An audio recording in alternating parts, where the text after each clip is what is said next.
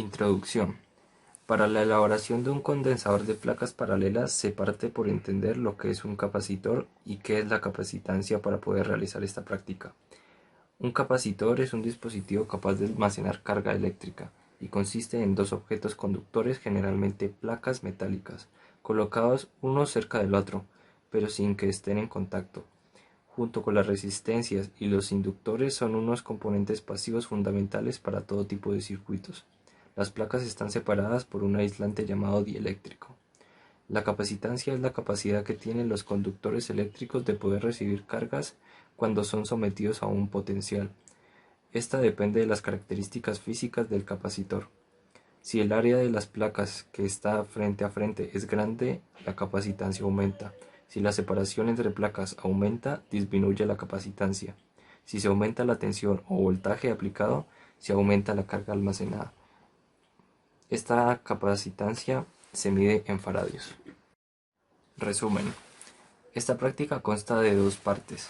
La primera es la elaboración de un capacitor usando dos placas de cobre puestas en paralelo y usando como dieléctrico o material no conductor hojas de papel. A cada placa se soldó un cable en una de sus esquinas para usar como contacto. La segunda parte consta de probar el condensador en un circuito en el cual se conecta una resistencia en serie con una batería. El condensador se conecta en paralelo con la batería y en paralelo a este se conecta un diodo LED con una resistencia de protección. El propósito del circuito consiste en comprobar si el capacitor está almacenando energía eficientemente al conectar la batería. Luego, al desconectarla, observar el efecto que tiene respecto al diodo LED. Añadimos al circuito un capacitor casero hecho de placas de cobre.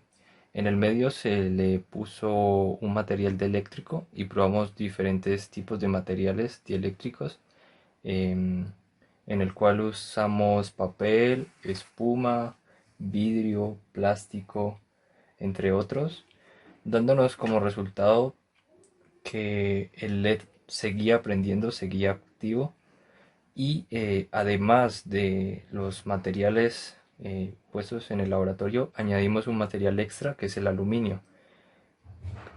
El resultado que nos dio con el aluminio es que no prendió el LED debido a que el aluminio es un conductor y pues en las placas de cobre creó un cortocircuito y por tal motivo no se encendió el LED. Lo que estamos observando es la reacción que toma el diodo LED dependiendo del tipo de capacitor que le conectemos al circuito de la protoboard. Iniciamos con el capacitor mediano de 100 microfaradios, en el cual pudimos observar que la carga que almacena en el capacitor se puede observar, ya que al desconectar la batería mmm, toma ciertos periodos de tiempo en terminar de apagarse, mientras que después al conectar el capacitor de 10 microfaradios observamos que el diodo LED se apaga instantáneamente. Con el otro capacitor, el más grande, el de 1000 microfaradios, observamos que la carga dura bastante tiempo y el LED se demora bastante tiempo en apagarse. El circuito funciona de la siguiente manera. Desconectamos aquí. Decimos que la corriente fluye desde la batería de los 9 voltios y llega primero a la resistencia de 220 ohmios. De aquí vemos que la corriente llega a este punto y nos encontramos dos caminos, uno hacia acá, hacia el condensador, y el otro hacia el LED. La corriente que pasa por aquí cargará el condensador y la corriente que pasa por acá prenderá el LED y también llegará acá a la resistencia 1.2K. Ambas corrientes se unen aquí en este punto y nuevamente llega a la batería a los 9 voltios.